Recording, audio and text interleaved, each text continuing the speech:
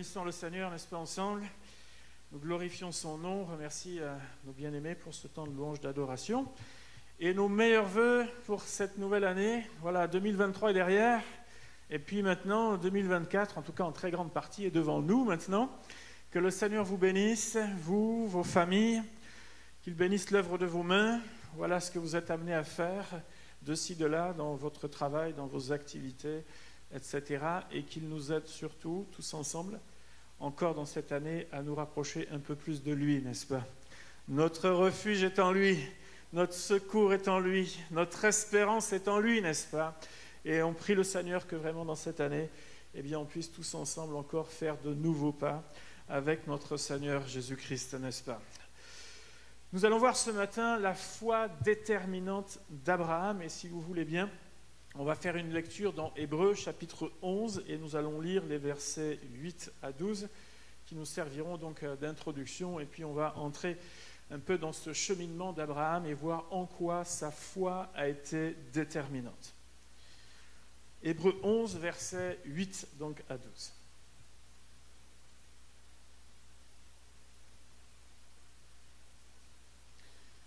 Il est écrit, c'est par la foi qu'Abraham, lors de sa vocation, obéit et partit pour un lieu qu'il devait recevoir en héritage, et qu'il partit sans savoir où il allait. C'est par la foi qu'il vint s'établir dans la terre promise comme dans une terre étrangère, habitant sous des tentes, ainsi qu'Isaac et Jacob, les cohéritiers de la même promesse, car il attendait la cité qui a de solides fondements, celle dont Dieu est l'architecte et le constructeur. C'est par la foi que Sarah elle-même, malgré son âge avancé, fut rendue capable d'avoir une postérité parce qu'elle crut à la fidélité de celui qui avait fait la promesse. C'est pourquoi, d'un seul homme déjà usé de corps, naquit une postérité nombreuse comme les étoiles du ciel, comme le sable qui est sur le bord de la mer et qu'on ne peut compter. Amen. Amen. Abraham est le second personnage de l'Ancien Testament le plus cité dans le Nouveau Testament après Moïse, parce qu'à plusieurs reprises il est dit dans la loi de Moïse. Alors du coup, le nom de Moïse revient assez souvent à chaque fois que cette expression revient. Mais Abraham est un personnage qui est cité donc à plusieurs reprises. Il est un personnage clé dans le sens où il est le premier d'un peuple voulu de Dieu, et devant servir de témoignage aux nations. Et c'est aussi un personnage clé dans le sens où les promesses qui lui sont faites courent toujours. C'est impressionnant. Si seulement un instant, j'allais dire, Abraham ouvre les yeux juste un instant et regarde maintenant, regarde des centaines et des centaines d'années plus tard, regarde maintenant et contemple, et là, c'est pas possible, quoi. Incroyable, c'est incroyable. Mais ces promesses courent toujours. L'apôtre Paul et l'apôtre Jacques se sont servis notamment de son exemple pour expliquer, notamment pour l'apôtre Paul, que nous sommes sauvés par la foi et non par les œuvres. Vous vous souvenez de ce déroulé-là. Et il en a aussi s'est servi de son exemple pour parler de la justification par la foi. Et Jacques, lui, en a parlé pour, lui, davantage dire que la foi sans les œuvres est inutile. Voilà, c'est un peu le penchant ou le complément de l'enseignement de l'apôtre Paul. L'un comme l'autre se sont appuyés sur ce verset de Genèse 15, 6, pour étayer tout ça. Et ce verset nous dit qu'Abraham eut confiance en l'Éternel, qui le lui imputa à justice. Et nous allons ensemble nous remémorer ce matin en quoi la foi d'Abraham a été déterminante. Alors cette foi d'Abraham, il nous a dit qu'elle a été imputée à justice. Ce n'est pas une expression qu'on utilise beaucoup de nos jours, mais c'est un terme que les comptables comprennent bien. Il y en a là qui sont de la partie là, dans ce domaine-là, là, quelques-uns, ou en études, hein, voilà, oui, là, quelques-uns, voilà. Ouais. Enfin, on fait tous un minimum de comptabilité, on suit nos comptes, quoi, hein, quand même, voilà. Puis on a tous compris que quand c'est plus, c'est mieux. Voilà. Ça va. On a compris ça. Après, il y a des choses un peu plus complexes en comptabilité. Mais imputer, c'est créditer. Ou encore ajouter. C'est-à-dire, c'est dans la recette, dans la colonne des recettes. Voilà. Ça, on comprend tous, là. Hein, c'est plus. Ça permet d'augmenter le solde. Une autre traduction nous dit qu'il a été considéré comme juste. C'est-à-dire qu'Abraham eut confiance ou eut foi en l'Éternel et il a été considéré comme juste. C'est-à-dire qu'il a été évalué, soupesé, si vous voulez, dans ses intentions, dans ses actes vis-à-vis de Dieu, et il a été déclaré juste. Nous voyons là déjà les prémices de l'enseignement de la justification par la foi dès l'Ancien Testament. Donc, ça a été imputé à justice, c'est-à-dire que ça a été mis à son crédit. Ce verset n'arrive pas après le premier acte d'obéissance d'Abraham, ni non plus à l'épilogue de sa vie. Vous savez, à la fin, quand on fait le résumé, un petit peu comme le résumé des rois, comme il est fait à certains endroits de la Bible, où vous savez, en 3 lignes, on vous dit à peu près comment a été sa vie. Mais ça arrive, je dirais, en plein milieu de son existence, là, en plein milieu d'expériences. Entre expériences spirituelles, d'ailleurs, qui ont été positives, d'autres qui ont été difficiles, et certains choix qu'il a déjà eu à faire, ça vient un petit peu après toute une série de ce qu'a vécu donc Abraham. Il a connu jusque-là son appel et le départ de sa patrie, donc de Charan, de Ur en Chaldée. Il est arrivé en Canaan où il a bâti déjà un autel à Sichem. On a parlé de Sichem il y a quelques semaines de ça. Il s'installe entre Bethel et Haï, et là encore, il invoque Dieu, il construit un autel. Il va connaître dans ce temps-là un temps de famine pour lui, pour ses troupeaux, etc., et faire le choix d'aller en Égypte. Et on remarque qu'il l'a fait sans révélation, sans conviction particulière, juste il fait marcher sa matière grise et il dit « bon, là, il n'y a pas à manger, là-bas, il y a à manger, on va là-bas ». C'est tout ce qu'il a fait. Mais là-bas, il va quand même se passer un épisode, certains l'appellent un demi-mensonge. Bon, un demi-mensonge, c'est quoi hein Bon, il dit que sa femme, c'est sa sœur, c'est pas tout à fait faux, c'est pas tout à fait juste, ils avaient le même père, alors bon, voilà, il n'explique pas la consanguinité, mais bref, le même père mais pas la même mère, et l'intention, parce que c'est là que c'est important, c'est l'intention était de tromper. Donc, le demi-mensonge se transforme en... Bon. Et Dieu a dû passer un petit peu derrière, comme ça arrive de temps en temps, n'est-ce pas, dans l'Écriture. Il l'a fait pour Pierre, vous vous en souvenez, quand il a voulu jouer les vaillants soldats en coupant l'oreille de quelqu'un qui venait arrêter Jésus. Il dit « Oh là là là là là là, bon, on va recoller l'oreille tranquillement, voilà, et puis on va passer à autre chose. » Et donc Dieu a dû repasser. Derrière, Pharaon a vécu un temps de malheur jusqu'à ce qu'il comprenne d'où ça vient, et puis il lui dit « Écoute, qu'est-ce que tu m'as fait là ? Voilà, qu'est-ce que tu m'as fait ?» Bref. Il y a eu le retour ensuite donc d'Abraham entre Bethel et Haï, où à nouveau il va invoquer Dieu. Il va connaître l'épisode de la querelle et la séparation avec son neveu Lot. Et Abraham là va laisser encore le choix à Lot de dire écoute, tu vas où tu veux. Il le fait encore sans révélation ou sans conviction particulière, mais il le fait. Il dit écoute, va. Et on s'aperçoit qu'il choisit. Donc Abraham va dans le pays de Canaan alors que Lot va vers le Jourdain, dans les vallées qui semblent verdoyantes et belles, mais juste à côté de villes que vous connaissez, notamment la ville de Sodome.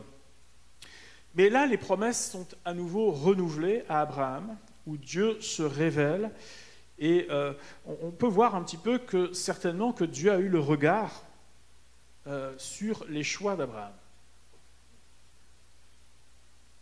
Et on aurait pu dire, mais pour un homme qui a un tel appel, il faut que tout soit millimétré, parce que si tout n'est pas millimétré, on risque que l'histoire soit pas celle qu'on souhaite. Et pourtant, Dieu a laissé le choix, à certains moments, de dire, tu as un temps de famine, qu'est-ce que tu fais ? Il y a un souci avec ton neveu, tu fais quoi ? Tu fais quoi ? Et Dieu le laisse. Et il ne semble pas affolé par le choix que va faire Abraham, même si dans certains, il va dire, bon, on aurait pu faire mieux là, on aurait pu faire mieux. Il part ensuite pour les chênes de Mamré, près d'Hébron, où là, un nouvel autel va être bâti, et puis il va y avoir des guerres. Lot va être enlevé, et Abraham va délivrer Lot, et va récupérer tous ses biens. Il va faire la rencontre certainement d'un des personnages les plus mystérieux de la Bible, Melchisédek, le sacrificateur du Dieu Très-Haut, on ne sait pas trop d'où il vient, il arrive, pouf, et il repart. Et Abraham lui donne la dîme de tout. Abraham ne va accepter Rien de la part du roi de Sodome, qui, en délivrant Lot, a libéré aussi une partie de la population donc de Sodome qui était là retenue. Là encore, il le fait sans révélation ni conviction. Et on peut dire, ça c'est bon, c'est bon. Et Dieu va renouveler la promesse, encore une fois, à Abraham de sa descendance. Et c'est seulement après tout ça, qui n'est qu'une partie encore de sa vie, il a vécu bien d'autres choses, c'est seulement après tout ça qu'il nous est dit qu'Abraham eut confiance en l'Éternel, qui le lui imputa à justice. Ça ne signifie pas qu'Abraham a été parfait, on l'a bien compris, qu'il n'a connu aucune erreur, mais on s'aperçoit dans ce passage que l'élément de la foi est déterminant. À certains moments, donc, Dieu lui parle clairement, renouvelle ses promesses, et à d'autres moments, il le laisse faire ses choix et lui parle après seulement.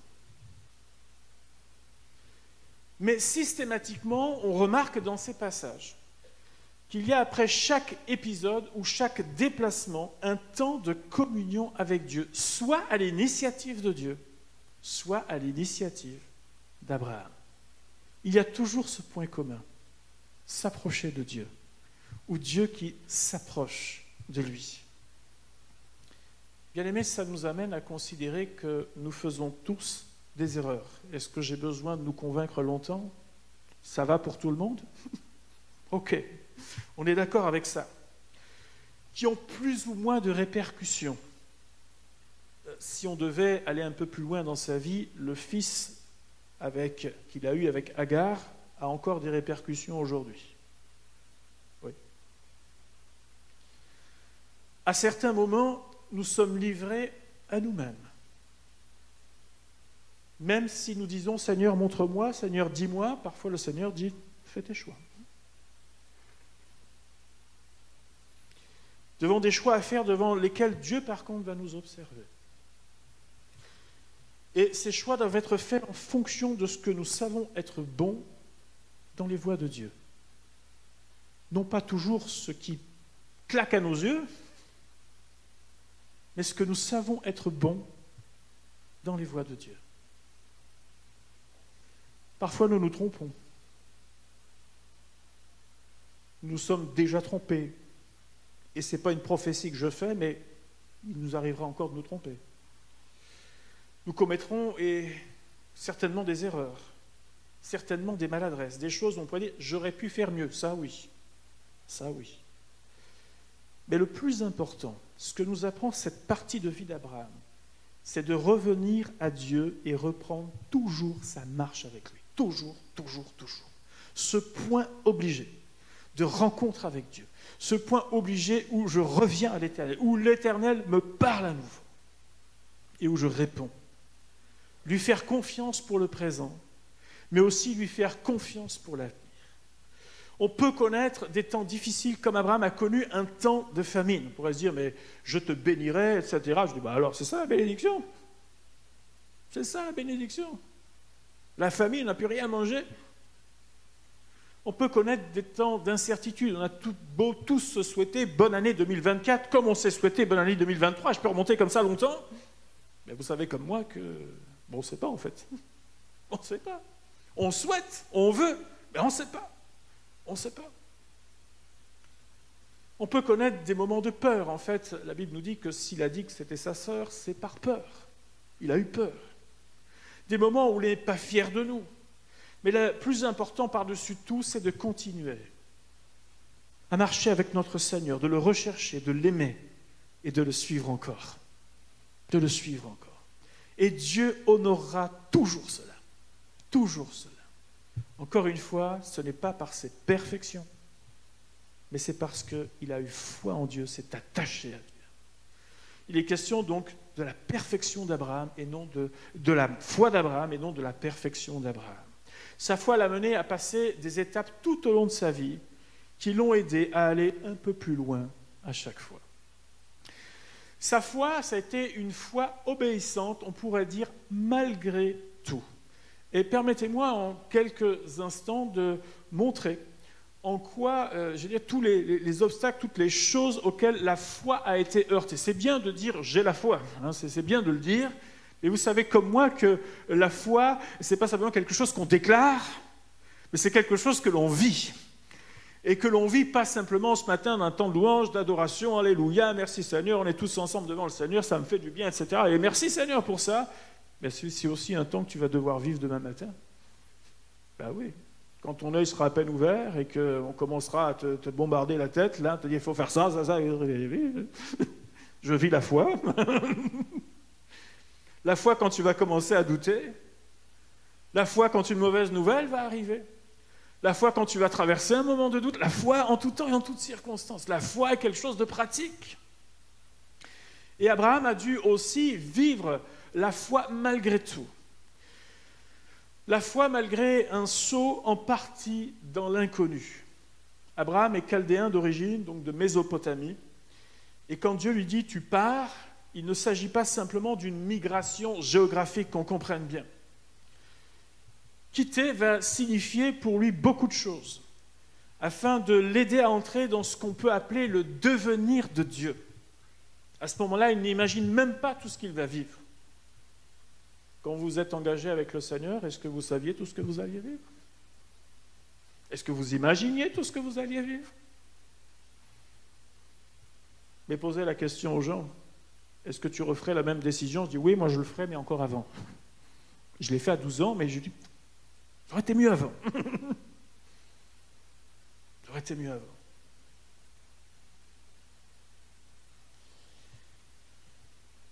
Vous vous souvenez de l'appel des disciples? Toi, suis-moi.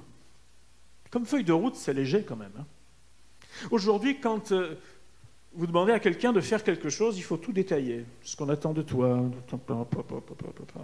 Ah, là, je veux qu'on me cadre ma mission. Je veux qu'on me donne tous les... L'appel du Seigneur, c'est... Et suis-moi. T'inquiète, suis-moi. T'inquiète pas. Tu auras les détails en route. D'abord, tu me suis. Fais-moi confiance. Toute personne qui s'engage avec Dieu connaît la promesse de la vie éternelle et ne sait pas tout ce qui va se passer entre son engagement et ce temps où nous serons éternellement avec lui. Et il s'en passe des choses. On ne s'ennuie pas. Abraham a quitté la culture et le mode de pensée dans lequel il a vécu pendant des années. À ce moment-là, la Mésopotamie, c'est une civilisation qui est vraiment brillante, à plusieurs titres. C'est un peu, à l'époque, il y avait l'Égypte, qui était vraiment une civilisation très forte, même avancée. Et puis, on a aussi parmi tout ce peuple-là, vraiment une civilisation qui est avancée à plein de titres. Il y avait notamment aussi la maîtrise de l'irrigation avec tous ces endroits très fertiles, ce qui donnait vraiment beaucoup de prospérité dans ces régions-là. Il y avait une conception de Dieu ou des dieux qui était particulière. Ils avaient même une histoire concernant la création qui était celle-ci, c'est que les dieux fatigués d'effectuer des corvées vont créer l'homme pour les faire à leur place. L'homme devient donc l'esclave de Dieu. Voilà quelle était leur conception de Dieu à ce moment-là.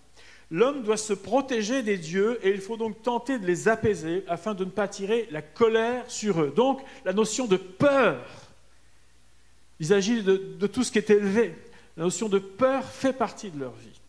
La lune est adorée, alors que dans bien d'autres endroits, c'est plutôt le soleil qui est adoré. Là, c'est la lune, et faisant penser à tout ça, un côté sombre. Il n'y a pas dans leur conception d'avenir heureux, même après la mort. C'est-à-dire qu'il n'y en a pas pendant la vie, il n'y en a même pas après la vie. En fait, il n'y a jamais un moment où on est heureux pour eux. On a recours à la divination pour conjurer les mauvais sorts, mais malheureusement, c'est continuer à s'enfoncer de plus en plus vers le bas. Voilà de quoi doit sortir Abraham. Et que de changements, évidemment, avec la vie avec Dieu.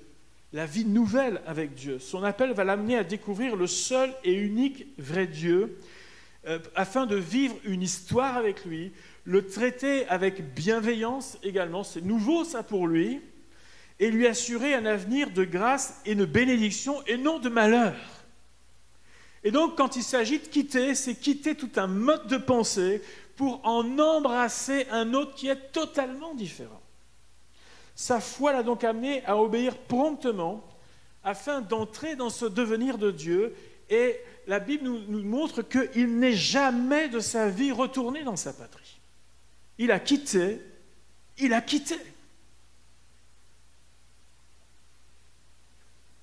Une foi obéissante, malgré les limites et les impossibilités également.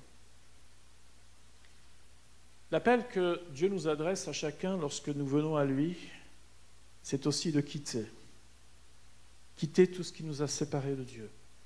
Quitter ce qui a parfois modelé notre pensée et qui a été mauvais. Il y a des choses bonnes, il y a des choses mauvaises. Et lorsque nous venons au Seigneur, le Seigneur me dit, c'est pas ça. Permets-moi de reconstruire quelque chose dans ta vie. Il y a eu des manques parfois dans nos vies, dans certains domaines, pour plein de raisons, à cause de notre histoire. Mais venir au Seigneur, c'est aussi dire, c'est pas ça. Permets-moi de t'amener vers autre chose dans la vie avec lui. Et quitter, c'est dire, pas renier, mais c'est juste dire, ça non, je n'en veux plus. Ce n'est pas ça la vie avec Dieu. Maintenant, je veux vivre et embrasser la vie avec Dieu. Donc, deuxième point, c'est une foi obéissante malgré les limites et les impossibilités. Première impossibilité ou limite, c'était la terre. Dieu lui promet une terre qu'il va voir et parcourir, mais qui est habitée. C'est-à-dire qu'il est chez lui, mais il n'est pas chez lui. Vous comprenez ce que je veux dire? Dieu dit, c'est à toi, mais en fait, c'est pas vraiment à toi. Tu le parcours, mais tu n'es pas propriétaire. Tu n'as pas les papiers, tu n'as pas tout ça. Ça t'appartient, mais ça ne t'appartient pas. La terre, c'est une chose que les hommes défendent de manière vigoureuse. Dans toute l'histoire de l'humanité, on défend la terre de manière vigoureuse. Sa ville, sa parcelle de terrain, etc. C'est une chose de défendre son troupeau contre des pillards, et certainement qu'il a dû avoir recours à ça, ou ses bergers. Mais là, on parle de villes fortifiées. Ce territoire est à lui, mais pas encore à lui. Il l'est seulement par la foi. En attendant, il va être nomade. Et tout nomade est vulnérable. Et cela va lui permettre de voir et vivre des expériences à la fois positives, c'est-à-dire que ses troupeaux se développent, et d'autres vont même reconnaître la grâce qui est sur sa vie, mais d'autres plus difficiles, comme la famine que j'ai nommée tout à l'heure. Nous sommes tous en route vers le Canaan céleste. Et notre héritage étant Christ, il est grand. Il est grand. On ne peut pas ni le comprendre même, ni le mesurer. Mais nous devons reconnaître que nous avons aussi une certaine vulnérabilité dans notre vivant sur cette terre. Mais Dieu est avec nous. Et ça fait toute la différence, bien-aimés. Dieu est avec nous. Aujourd'hui, nous connaissons en partie. Mais un jour, nous le connaîtrons tel qu'il est. Aujourd'hui, nous avons ce qu'on appelle les arts de l'esprit. Mais un jour, nous connaîtrons la plénitude en lui. Nous vivons de temps en temps des moments où on a l'impression que le ciel est sur la terre, un petit peu comme les disciples en haut de la montagne qui disaient « Bon, on est bien là, hein, c'est bon là, on va faire le village, maintenant on va organiser le... Suivez-moi !» On redescend. Et d'autres moments où on se rappelle bien qu'on est sur la terre. On est tout le temps enfant de Dieu dans ce contraste-là. À la fois des moments où on a l'impression de toucher à quelque chose du ciel, et puis à d'autres moments, on dit « Seigneur, c'est vraiment plus que ras les pâquerettes là, hein. C'est dur. » En beaucoup de points, nous retrouvons dans le cheminement d'Abraham celui de tout croyant sur la terre. Beaucoup de choses nous appartiennent en Christ. Nous en vivons certaines, nous foulons certaines, mais on n'a pas encore tout reçu ou tout vécu en lui. Deuxième point, non négligeable, c'est la stérilité. Une partie de la promesse, c'est que tu deviendras une grande nation. Enfin, ils sont deux, ils ne peuvent pas avoir d'enfants, et pire encore, pardonnez-moi l'expression, mais le moule est cassé en principe. L'âge de procréer pour Sarah est passé. Alors on veut bien que des fois, que 2, 3, 5 ans, dans une exception, je ne sais pas, mais là, non, on est bien au-delà d'au-delà. Même lorsqu'ils ont voulu accomplir le plan par eux-mêmes, au travers d'Agar, Dieu a dit non, non, non, ce sera avec Sarah. Avec Sarah, c'est pas gagné. Et lorsque Dieu lui fait la promesse et lui rappelle en lui envoyant des anges que effectivement ce sera avec Sarah et que le temps approche, vient se dresser l'épisode de Sodome et Gomorrhe. On se dit, mais d'un côté, il y a quelque chose de merveilleux qui va faire avancer l'œuvre de Dieu, d'un autre côté, il y a cette calamité qui est là de Sodome et de Gomorrhe. Dans ces villes qui se perdent et qui sont vouées à l'échec, peu de temps après, un enfant est né, symbole de renouveau, de la promesse de Dieu qui s'accomplit. Bien-aimé, dans un monde qui ne sait pas où il va, un sauveur est né. Il s'appelle Jésus-Christ, lumière des hommes. Alléluia. Ce sauveur est bien plus qu'une bouée de sauvetage. Il est notre avenir et il est notre espérance. Alléluia. Vous savez, la technologie, elle avance, elle est même impressionnante. Les hommes, ils multiplient un tas de choses et c'est extraordinaire. On essaye d'être notre propre Dieu, mais on regarde le résultat, et si on devait justement faire l'exercice de comptabilité que l'on a fait tout à l'heure pour Abraham, on dirait, à la fin c'est négatif. Ça ne marche pas. Parce qu'on veut remplacer Dieu.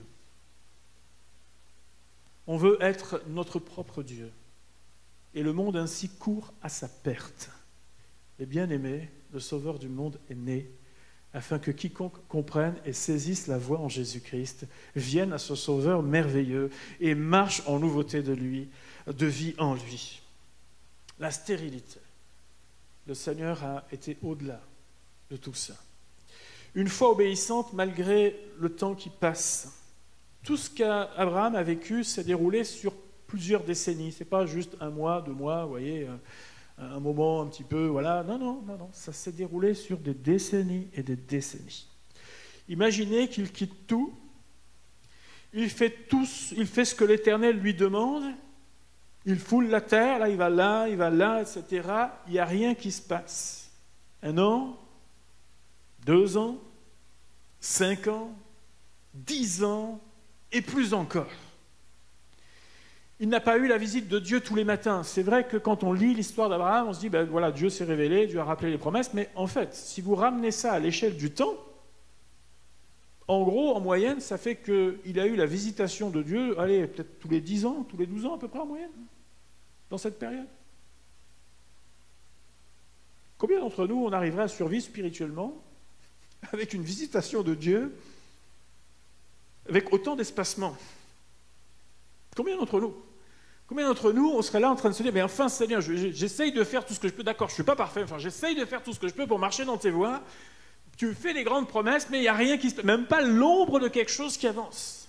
Combien d'entre nous, on aurait dit, moi je lâche, et puis le jour où vraiment tu as envie de bouger, tu m'appelles, voilà, je te laisse mon numéro, SMS, texto, WhatsApp, tout ce que tu veux, les réseaux sociaux, je me branche partout si tu veux, tu m'appelles, tu me connais et tu viens me chercher. Mais en attendant, permets-moi quand même de passer à autre chose. Permets-moi. Combien d'entre nous on ferait ça? Combien d'entre nous? Honnêtement. Combien d'entre nous on lâcherait en route pour dire, bon, ça suffit, c'est bon.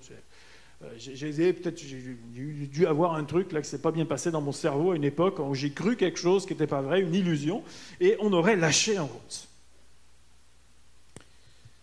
Il est donc resté plusieurs fois des années avec ce qu'on pourrait appeler un silence de Dieu. Abraham a gardé malgré tout le cap jusqu'au bout. Il a gardé le cap. Bien-aimé, notre engagement avec Dieu, celui qu'on a pris dans ce baptistère ou dans un autre, peu importe l'endroit, est un engagement avec Dieu jusqu'au bout. Jusqu'au bout. Jusqu'au bout, lui rester fidèle.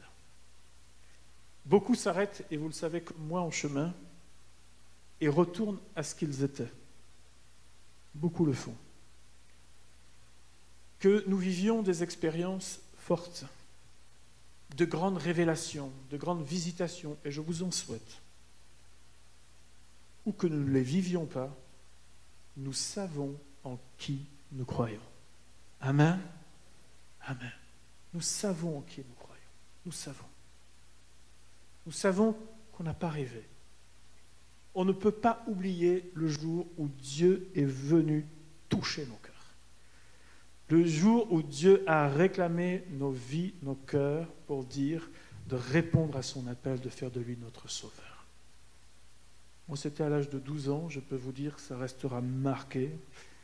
Tant que la tête voudra bien fonctionner, ça restera marqué tout au long de ma vie. Je ne peux pas oublier cet appel du Seigneur, qui n'était pas juste une ambiance, qui n'était pas juste une atmosphère. Je savais que c'était pour moi ce jour-là, et j'ai répondu à cet appel. Je ne peux pas l'oublier.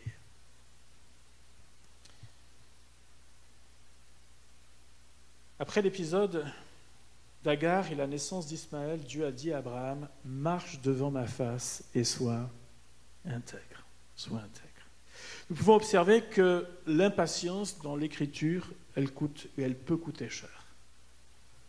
Mais Dieu récompense la patience dans la foi. Or, c'est quelque chose avec lequel on a un peu de mal de nos jours parce que de plus en plus, on réduit les délais pour tout. Et on ne supporte plus d'attendre. On ne supporte pas. Parce que tout doit être fait sur 2 clics souris, où j'appelle et dès que je raccroche, il faut que ce soit terminé. Sinon, c'est qu'on a affaire à des incompétents, des mauvais, etc. Ouais. Mais parfois, dans les voies de Dieu, et Abraham a dû l'apprendre, il faut du temps. Et parfois, on se dit, mais oui, mais moi, je vais faire des formations, et je vous encourage à en faire, il n'y a pas de souci avec ça. Mais bien aimés, il y a ce qu'on peut apprendre dans une salle de cours, et puis il y a une autre école qui s'appelle l'école de Dieu. Je ne les oppose pas, mais elle est bien réelle. Et certaines leçons, vous ne les apprendrez jamais dans une classe. Il va falloir que vous les viviez. Or, même si vous connaissez les schémas, il va falloir les vivre et les traverser. Pour que Dieu dise, c'est bon, il a compris, elle a compris. Et Abraham a dû aussi traverser cette école-là, cette école du Seigneur qui lui a permis d'apprendre, de persévérer aussi avec patience dans la foi. Une obéissance, une foi obéissante, et c'est le dernier point, malgré l'incompréhension. Dans Genèse 22, Dieu lui réclame son fils Isaac. Tant d'années à attendre, bien-aimés. Des années et des années et des années. Et maintenant qu'il vit un embryon de début de promesse, ce n'est pas encore la multitude et le sable là sur la mer, etc. On est loin encore de tout ça, mais il commence à vivre l'embryon de tout ça. Il faut sacrifier. Mais Abraham est arrivé à un moment de sa vie où il a compris que rien ne lui appartient et que tout est entre les mains de Dieu. Sa vie est dans les mains de Dieu. Sa famille est dans les mains de Dieu. Ses biens sont dans les mains de Dieu. Son propre appel ne lui appartient pas, c'est dans les mains de Dieu. Son avenir est dans les mains de Dieu. Il arrive à un moment donné de sa vie où il considère tout ça. Là, encore une fois, il ne l'a pas appris juste par une leçon de quelqu'un. Non, ça, il l'a compris au travers de la vie. Et lorsqu'Isaac lui a demandé où est l'animal pour le sacrifice, Abraham a répondu, Dieu pourvoira. Abraham avait cette confiance que quoi que Dieu décide, Dieu était au contrôle et honorerait de toute manière sa promesse. Il y a bien des situations que nous ne comprenons pas toujours, bien-aimés, dans les desseins de Dieu, ou bien dans nos propres vies que nous pouvons traverser. Peut-on être encore capable de dire, Seigneur, je te fais confiance et je te suis. Je te fais confiance, Seigneur. Bien-aimés, que cette année 2024 puisse nous permettre, à l'image d'Abraham, de vivre de nouvelles étapes avec le Seigneur. Que les temps soient favorables, ou qu'ils ne soient pas. Que la grâce de Dieu repose sur nos vies. Rappelons-nous que Dieu est fidèle. Et on a aussi envie d'entendre, un peu comme cette parole de l'Écriture, Abraham eut confiance en Dieu et cela lui fut imputé à justice, que l'on puisse remplacer ce prénom d'Abraham par le nôtre. Nous avons cru en Dieu et cela nous a été imputé à justice. même si nous ne sommes pas parfaits. Assurons-nous d'aimer Dieu, de le suivre, de garder notre foi en lui en tout temps et en toutes circonstances. Dieu récompensera toujours la foi de ses enfants. Une foi sincère, une foi attachée, une foi véritable. Que l'on comprenne, que l'on ne comprenne pas, quels que soient les moments que vous traversez, quel que soit ce que les autres pourront dire des moments que vous traversez, bien-aimés, la foi en Dieu, cet attachement au Seigneur, cette foi déterminante qui vous permettra de franchir encore d'autres étapes dans votre vie. Que le Seigneur nous bénisse ensemble durant cette année 2024. Et si vous voulez bien, on va prier ensemble le Seigneur et lui demander que, à l'image de cet homme, de ce personnage de la Bible, on ne veut pas avoir la prétention qu'on fera tout bien, mais, on veut dire au Seigneur, Seigneur, je veux rester attaché à toi. Je veux rester attaché à toi. Devant les murs d'impossibilité, devant les choses qui ne viennent pas comme j'aimerais qu'elles viennent, devant ce que je ne comprends pas. Seigneur, je veux te rester fidèle. Tu es mon rocher, tu es ma forteresse. Que tu me visites, Seigneur, ou pas. Moi, je veux avoir l'initiative aussi d'aller vers toi et d'aller chercher ton cœur et ta volonté. Seigneur mon Dieu, nous voulons te remercier pour l'exemple d'un homme qui n'est pas un homme parfait, mais un homme qui a su cheminer avec toi, qui a compris ce que ça voulait dire de quitter, qui a compris avec le temps ce que ça voulait dire de s'attacher aux promesses de Dieu, qui a compris que même s'il ne vivait que les prémices des choses promises, il a avancé avec toi et a permis une grâce et une bénédiction abondante, Seigneur. Nous voulons te prier que nos vies, Seigneur, soient à ta ressemblance. Donne-nous de la patience. Donne-nous de la compréhension dans tes voies. Donne-nous de t'aimer et de chercher en toutes circonstances. Que cette année nous permette de nous rapprocher de toi, Seigneur. Nous en avons tant besoin. Dans ce monde agité, nous savons que la solution est en toi. Nous savons que notre recours est en toi, Seigneur. Aide-nous devant chacun de nos choix de vie à considérer ce qui est bon et juste, Seigneur notre Dieu. Que ton nom soit glorifié. Dans le nom de Jésus. Amen. Amen. Dieu vous bénisse.